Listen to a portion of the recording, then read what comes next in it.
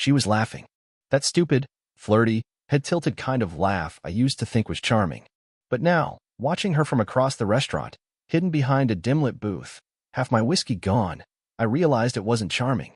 It was rehearsed, scripted, something she used on whoever had her attention this month. Tonight, that man was sitting across from her in a blue tailored suit, confidently sipping wine like he owned her. Hell, maybe he did. I had the envelope in my hand. Smooth paper. Clean edges.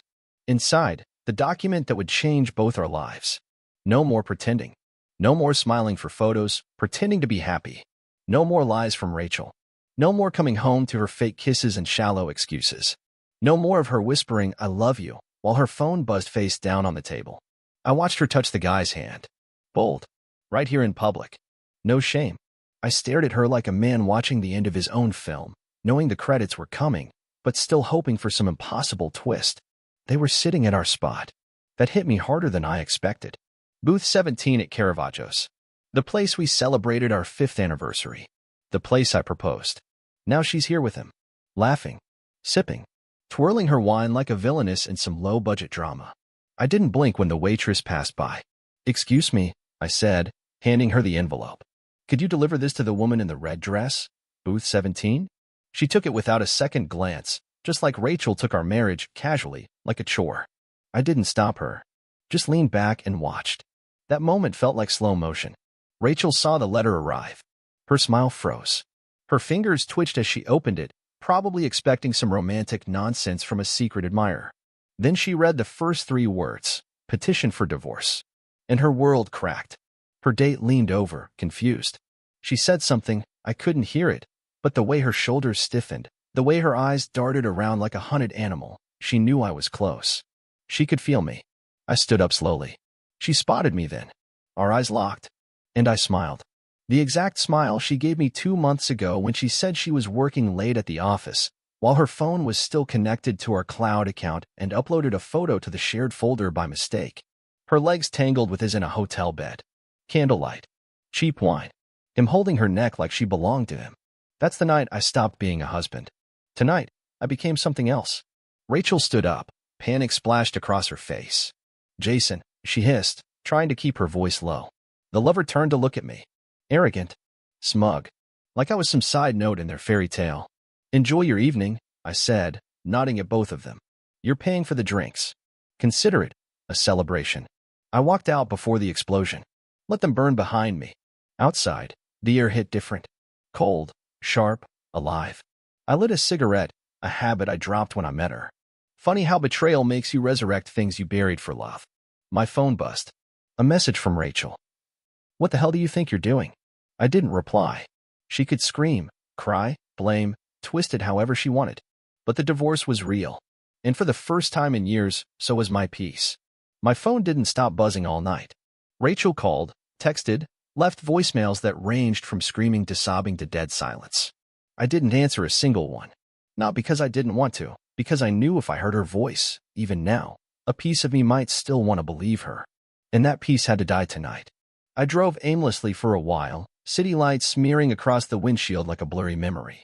I ended up at the beach. The one we used to go to when we first started dating. I remember her in a hoodie, barefoot in the sand, pretending to be cold just so I'd pull her close. I used to think those moments were real, that she was real. Now I wondered how many of them were just auditions for the role she wanted me to believe in. By the time I got home, it was almost midnight. The house was dark, but I knew she'd show up. And she did. At 12:41 a.m., the front door slammed. I stayed on the couch. I wanted her to find me calm. Still. Unshaken. Let her storm. Let her perform. "You're out of your ing mind," she snapped, heels clicking hard against the tile floor. A public stunt? A divorce letter at dinner? Are you serious? I didn't look at her. "You and your boyfriend looked like you were having fun. Don't do this, Jason. I'm not doing anything. Just giving you what you clearly wanted." She scoffed, tossing her purse on the floor. "You don't even know what's going on." "Oh, I know enough. I've got the photos. I've got the timestamps. The hotel receipts. The late nights that weren't at work. You think I'm stupid?" Her eyes darted. Her jaw clenched. "It's not what you think. Don't insult me. It was a mistake. How many times? 10? 20? Every Thursday and some Fridays? That's a lot of mistakes, Rachel. Silence. She finally sat down, like she ran out of steam, but her expression changed. Cold. Calculating. You're not innocent either, Jason. I raised an eyebrow. Really? Do enlighten me. You were never enough. Always working. Always tired. You stopped looking at me like I mattered. There it was. The gaslight. The flip. The classic narcissist twist. So you decided to let someone else crawl into our bed. That's your solution. She didn't flinch. At least he made me feel alive. That one stung. I stood up, looked down at her like I was looking at a stranger. You should have told me you wanted out. I would have respected the honesty. But you wouldn't have begged, she said flatly. That sentence alone told me everything I needed to know about the woman I married. You're sick, I muttered. She laughed. Actually laughed. You think you're the victim here? You think you're some hero now, handing out divorce papers like it's a dramatic movie scene? You're pathetic. I might be pathetic, I said, moving toward the stairs. But I'm no longer your husband. And that's the best decision I've ever made. She stood up quickly. You'll regret this. Nobody will ever love you like I did. I turned. God, I hope not. And I walked upstairs, left her in the kitchen like a ghost haunting a place she no longer belonged. I heard her crying later. Maybe it was real. Maybe it wasn't. I didn't care anymore. I had finally stopped caring. And that was the most powerful thing I'd felt in years. The next morning, she was gone. Not a note. Not a text. Just silence, and her side of the closet, wiped clean. Like she never lived here. Like she never spent 6 years promising me forever. I poured myself some coffee, black and bitter, the way I liked it before I started making it sweeter for her. I sat at the kitchen table, staring at the empty seat across from me. My phone buzzed again. A message from her mom. I'm sure this is just a misunderstanding. Talk to Rachel. You two can fix this. Fix this? Rachel didn't trip and fall into another man's bed. She built a double life, one lie at a time, while I was too blind to see it. I didn't reply. If her family was so desperate to believe in her fantasy, let them live in it. I was done being the supporting actor in a story where I was always second to her desires. I spent the day gathering everything she left behind, scraps of a lie dressed up as love. Perfume bottles, wedding photos, love notes she once wrote to keep up appearances. I dumped them all in a box. Not to burn. Not to smash. Just to get it out of my space. I wasn't going to destroy anything. That would mean I still cared. Around noon, I got a message from an unknown number. You humiliated her. You didn't have to do that. No name, but I knew who it was. Her lover. I stared at the screen for a while, the rage clawing up my throat. I wanted to send a novel back. I wanted to remind him I had the receipts, the photos, the power to ruin more than just Rachel's image. But I didn't. I typed one sentence. Tell her next time to choose someone smarter. I left it at that. That night, I met up with my brother, Matt. We sat at this old bar we used to hit up in college. I hadn't seen him in a while. I always made excuses. Busy with work, Rachel planned something. Not tonight. Man, he said after I told him everything, I never liked her. But I didn't say anything. You looked happy, and I figured I'd be the bad guy if I opened my mouth. I nodded slowly. Maybe I needed to crash hard to finally see the truth. Better now than 10 years and 2 kids later. He wasn't wrong. It could have been worse. She could have taken more from me. I sent her the divorce letter while she was out with him, I said, sipping my beer. You should have seen her face. Matt laughed hard. Damn. Cold move. I respect it. It wasn't even about revenge, I admit it. It was just closure. I needed her to know I saw her. Really saw her. He leaned back. Well, she's seen the real you now too. And she can't control it anymore. That hit me. For the first time in years, I wasn't under her thumb, trying to prove my worth or calm her tantrums. I wasn't afraid she'd withhold love or punish me with distance. I wasn't trying to win her anymore. I was free. The next few days blurred by, but I didn't feel numb. I felt lighter. There was grief, sure, but not for her. For the version of myself I lost in that marriage. The man who kept compromising, shrinking, apologizing for things he didn't do just to keep her calm. That guy was gone. And I was starting to meet the man who replaced him. The official court date came quicker than I expected. I stood outside the courthouse that morning in a charcoal suit I hadn't worn since my promotion, back when Rachel still acted proud of me. Back when she wasn't too busy working late to come celebrate. She showed up 20 minutes late, wearing a white blazer, like she was trying to play innocent. Her lawyer stood next to her, straight-faced, focused. Meanwhile, she gave me a glance that was pure venom, like I was the one who betrayed her. No guilt in her eyes, just annoyance. When the judge asked if we wanted mediation, I looked straight at him and said, "No. I've made peace with my decision." Rachel rolled her eyes, muttering something to her lawyer. I didn't ask. I didn't care. We signed. We swore. We left. Outside, she finally spoke. "So that's it? You're just gonna throw away everything we built?" I tilted my head. "We didn't build anything. I built. You broke." She didn't flinch, just crossed her arms. "He treats me better than you ever did." "I'm sure he does. He hasn't known you long enough to get tired of the act." "You're such a—" "Don't." I cut her off. "Don't try to pick a fight. You don't get to win this one. You lost the second you thought I'd be too weak to walk away." Her mouth stayed open, but no words came out. I turned and walked to my car. I could feel her watching, probably trying to convince herself she still had power over me. But the truth was, her spell had finally broken. She was just another stranger with a familiar face. The funny thing is, people started reaching out. Old friends I lost touch with. Coworkers who always gave me a look like they knew something I didn't. Even my mom called. She never liked Rachel but kept quiet out of respect. "Sometimes," she told me, "it takes a wildfire to clear the deadwood. Maybe now you'll grow something better." That line stayed with me. I started running again. Hit the gym like I used to. Found my appetite for life, not just food. Slept better. Laughed more. Even reconnected with a few people from before Rachel, before the lies, the walking on eggshells, the quiet erosion of my soul. One night, I found myself sitting on the balcony, whiskey in hand, thinking about everything. Not with sadness, just clarity. I realized I had been married to a fantasy. Not a woman. A performance. One that demanded constant applause but gave no encore. And when I finally stopped clapping, she turned to the next audience. But me? I didn't need to play a role anymore. I just had to live. And God, it felt good. A few weeks after the divorce, I got a package delivered to my door. No sender listed. Just a black box with my name scrawled across the front in Rachel's handwriting. I almost threw it straight into the trash, but curiosity got the better of me. Inside was a silver bracelet I gave her on our 3rd anniversary. She used to wear it every day, swore it was her favorite thing I ever gave her. Now it lay at the bottom of the box like garbage. No note. No explanation. Just a message, loud and clear. "I don't need anything that reminds me of you." I laughed. Out loud. It wasn't bitterness. It was relief. I grabbed the bracelet, walked straight to the pawn shop down the street, and sold it without hesitation. Used the cash to buy a brand new pair of running shoes and booked myself a weekend away in the mountains. First solo trip in years. First time I felt like I was doing something entirely for me. The cabin was small, quiet, tucked between trees that whispered secrets in the wind. I brought a journal, something I hadn't done since college, and just wrote. Not poetry. Not stories. Just truth. Pages of it. Ugly, unfiltered, burning honesty. I wrote about the first time I noticed Rachel pulling away.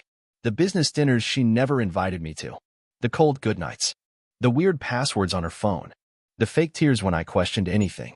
I wrote about the guilt she planted in me like seeds, convincing me I was paranoid, controlling, insecure. When really, I was just watching my marriage rot from the inside. One line I wrote stood out.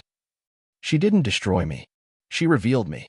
That night, I slept with the windows open and dreamed of nothing. No regrets. No nightmares. Just silence.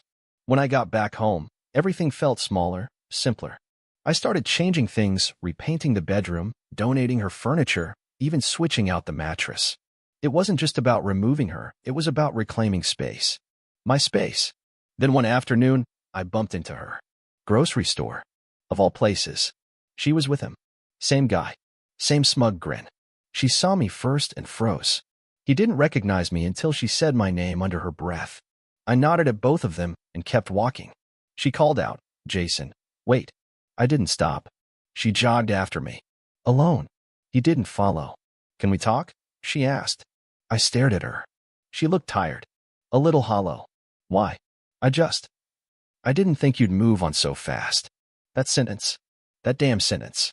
"You left me long before I left you," I said. "I'm just catching up."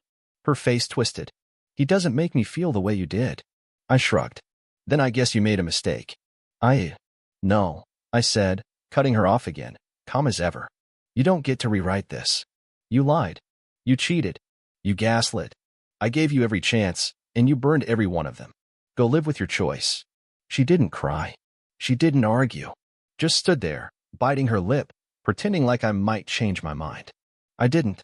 I walked out of that store with my head high, my soul clean, and my dinner for one. And it tasted like freedom. That night, I got a message from a number I hadn't seen in years. "Heard about everything. Can't believe she did that to you. Want to catch up sometime?" It was Ava, my college ex. The one who got away, or maybe the one I let go for the wrong reasons. We hadn't spoken in nearly a decade. She was married then, last I heard. Or maybe divorced now, who knows? I didn't reply right away. Not because I wasn't interested, but because for the first time in years, I wasn't looking for someone to fill a hole. I was learning to stand alone. The next few days were strange. Peaceful, but strange. My phone stayed quiet. No more calls from Rachel, no surprise texts, no drama. Her absence felt less like a wound and more like healing. And then the unexpected happened. A certified letter showed up at my door. Not from Rachel. From her lover, or rather, ex-lover now. Apparently, she had lied to him too. Told him I abused her emotionally, that she'd been trying to get out for years but was afraid. He found out it was all a fabrication when he read her old emails. She'd painted him as a backup plan, just in case Jason doesn't cave. He apologized in a single paragraph. Said he didn't know. That if he had, he'd never have touched her. I didn't respond. Why would I? That mess was theirs now. Later that week, I ran into Rachel's sister, Emily, at the gas station. She approached me cautiously. "Jason, I know you probably don't want to hear anything from anyone in our family," she began. I didn't interrupt. "But I just want you to know." I told her she was destroying the only good man she ever had. I told her the night you sent that letter to the restaurant, she had it coming. I looked at her and saw something Rachel never had: remorse. Sincerity. Truth. "She doesn't even cry about you," Emily added. "She cries because she thought you'd beg her to come back." That was all I needed to hear. I nodded. "Thank you for telling me." When I drove off, I realized something big had shifted inside me. I didn't just survive her. I'd outgrown her. She was a chapter I'd finished. A painful one, yes, but not my whole story.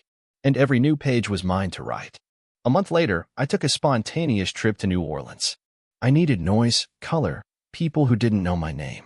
I wandered through jazz bars, back alley cafes, sat beside strangers, and let the music drown out every echo of her voice in my head.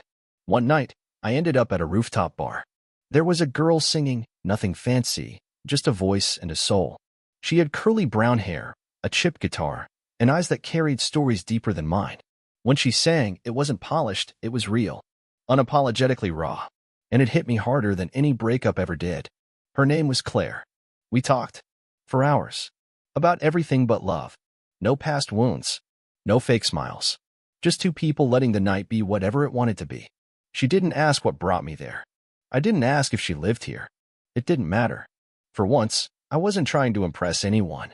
I wasn't trying to be who someone needed me to be.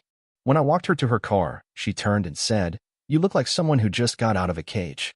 I smirked. Funny. That's exactly how I feel. "I hope you never step back inside one," she said, and drove off. I never saw her again. But that one night, it stuck with me. Not because I fell in love, but because I finally knew what freedom tasted like. Back home, I donated the last of Rachel's leftover things.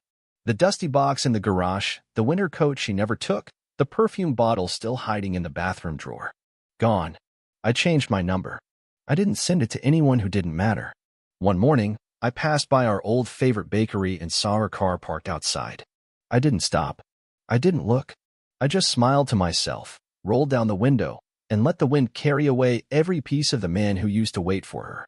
That version of me, the one who begged for her attention, who thought being loyal meant tolerating betrayal, he died the moment I handed that divorce letter to the waitress.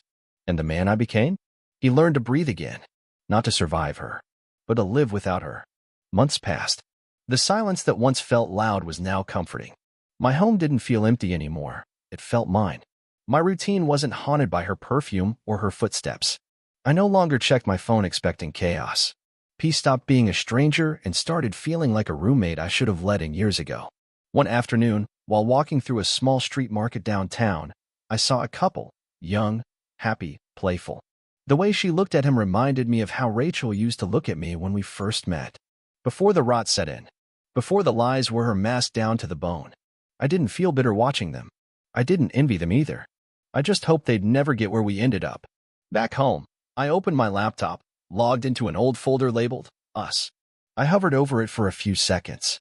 There were hundreds of photos, videos, texts I had once saved like they were treasure. Now they felt like remnants of a war I barely survived. Delete. No hesitation. Gone in seconds, like the love we pretended to have.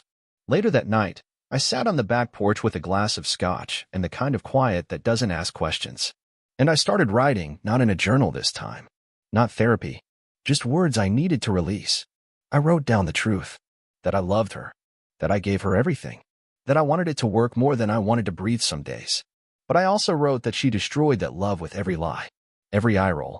Every half-hearted kiss she gave me after giving her whole body to someone else. And then I wrote what I'd learned. Never beg to be chosen. Never accept breadcrumbs from someone who feasts behind your back. And never let someone confuse your loyalty for weakness. I folded that page, placed it in the drawer where I keep things that remind me who I am. Not who I was with her, but who I became without her. This story started with a dinner. It ended with a letter.